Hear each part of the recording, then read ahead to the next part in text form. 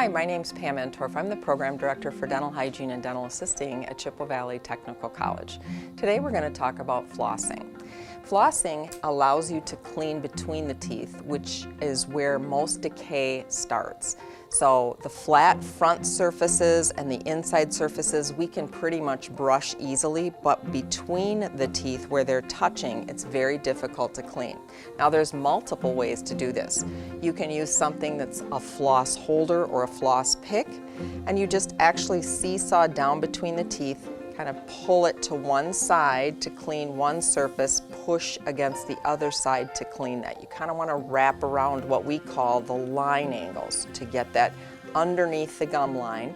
Just like with brushing, our focus is along the gum line to keep that plaque off the teeth.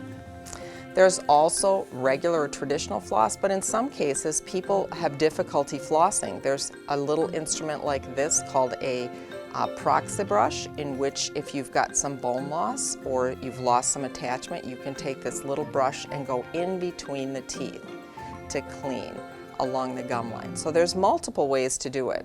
You know, we always hear people say, I can't floss, my hands are too big, I don't like to do it.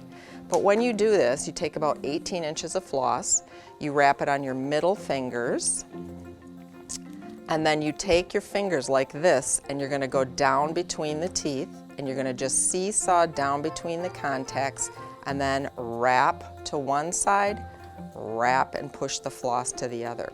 If you're interested in learning more about becoming a dental hygienist or a dental assistant, please contact CVTC. Both programs are in high demand and excellent career choices.